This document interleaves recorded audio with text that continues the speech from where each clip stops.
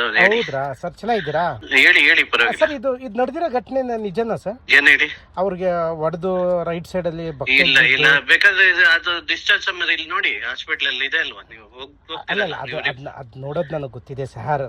ಮಾಹಿತಿ ಬೇಕು, ಮಾಹಿತಿ ನೀವು. ನಮ್ ತಾಯಿಯವರು ಮೇಲೆ ಇದೆ ಮೆಟ್ಲ್ ಮೇಲೆಯಿಂದ ಬಿದ್ದು ಹಂಗಾಗಿದೆ, ಆಗಿತ್ತು.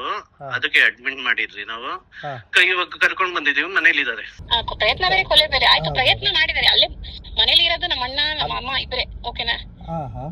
ಅವ್ರು ಬಿದ್ದಿ ಏಟ್ ಆಗಿರೋದ್ರಿಂದ ತಕ್ಷಣ ಬಂದು ಹಾಸ್ಪಿಟ್ಲ್ ತಕ್ಷಣ ಇಲ್ಲ, ಮೋಸ್ಟ್ಲಿ ಬಿದ್ದಿದ್ದಾರೆ. ಆಮೇಲೆ ಒಂದ್ ಸ್ವಲ್ಪ ದಿನ ನೋಡಿದ್ವಿ, ಮೋಸ್ಟ್ಲಿ ಏನ್ ಏಟ್ ಆಗಿಲ್ಲ ಅನ್ಕೊಂಡ್ ನಾವು ಸುಮ್ನೆ ಇದ್ವಿ.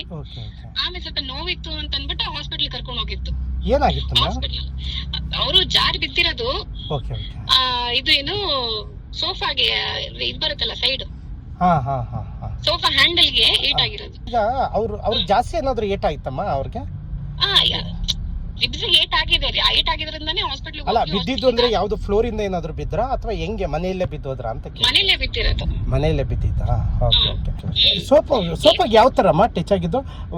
ನಡ್ಕೊಂಡು ಹೋಗೋ ನೋಡಿ ಸರ್, ಇದು ನಮ್ ಪ್ರೈವೇಟ್ ಮ್ಯಾಟರ್. ಓಕೆನಾ? ಕಾನೂನು ಕ್ರಮ ತಗೋಬೇಕು. ಹೌದು, ಕಾನೂನು ಕಂಪ್ಲೇಂಟ್ ಕೊಟ್ರೆ ಇಲ್ಲ ಪಬ್ಲಿಕ್ ನೋಡ್ಬಿಟ್ಟು ಹಿಂಗ್ ಕಂಪ್ಲೇಂಟ್ ಕೊಟ್ರೆ ಆಮೇಲೆ ಬೇಕಾದ್ರೆ ಡೀಲ್ ಮಾಡ್ಕೊಂತೀವಿ. ಹೆತ್ತ ತಾಯಿಯ ಮೇಲೆ ಭೀಕರ ಹಲ್ಲೆ ಮಾಡಿದ ಪಾಪಿ ಮಗ. ಮಾಜಿ ಕಾರ್ಪೊರೇಟರ್ ಹಾಗೂ ಚಾಮುಂಡಿ ಭಕ್ತಿಯ ಮೂಳೆಗಳು ಚೂರು ಚೂರು. ಪೊಲೀಸರಿಗೂ ಮಾಹಿತಿ ನೀಡದೆ ಸರ್ಜರಿ ಮಾಡಿದ ವೈದ್ಯರು. ಸರ್, ಮೊನ್ನೆ ಡಿಸ್ಚಾರ್ಜ್ ಆಗಿದ್ದಾರೆ 30ನೇ ತಾರೀಕು ಸಂಜೆ 7:20. 7:20. ಅಮ್ಮ ಎಷ್ಟು ದಿನ ಇದ್ರಮ್ಮ? ಒಂದು 4 ದಿನ ಇದ್ರಲ್ಲ? ಇದ್ದಾರೆ ಸರ್, 21ರಿಂದ ಇದ್ದಾರೆ. 21ರಿಂದ 30ನೇ ತಾರೀಕುವರೆಗೂ ಇದ್ದಾರೆ. 9 ದಿನ, ಒಂದು ವಾರ. ಹೌದಾ? Thank you. ಈ ಹಿಂದೆಯೂ ತಾಯಿಯ ಕೊಲೆಗೆ ಯತ್ನಿಸಿದ್ದ ಮಗ, ಜೈಲು ಭೀತಿಗಂಜಿ ತಾಯಿಯನ್ನೇ ಕೂಡಿ ಹಾಕಿರುವ ಪಾಪಿ ಮಕ್ಕಳು. ಚಾಮುಂಡಿಯ ರುದ್ರ ತಾಂಡವ, ಅಣ್ಣ ತಂಗಿಯರ ಕುಟುಂಬ ಜೈಲು ಪಾಲು. ತಾಯಿಯನ್ನ ಮರ್ಡರ್ ಮಾಡಲು ಮಗ ಸ್ಕೆಚ್ ಹಾಕಿದ್ದಾದ್ರೂ ಯಾಕೆ?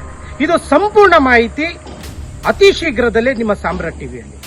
ಆದ್ರೆ ಯಾವುದೇ ಮಗ ಲಾಭ ಇಲ್ಲದೆ ಅಥವಾ ದುರುದ್ದೇಶ ಇಲ್ಲ ಅಂತಂದ್ರೆ ತಾಯಿಯನ್ನ ಯಾಕೆ ಕೊಲೆ ಮಾಡೋದಕ್ಕೆ ಪ್ರಯತ್ನ ಪಡ್ತಾನೆ? ಇದಕ್ಕೆ ಸಂಬಂಧಪಟ್ಟಂತ ಸಂಪೂರ್ಣ ಮಾಹಿತಿ ನಿಮ್ಮ ಸಾಮ್ರಾಟ್ ಟಿವಿಯಲ್ಲಿ ಅತಿ ಶೀಘ್ರದಲ್ಲಿ.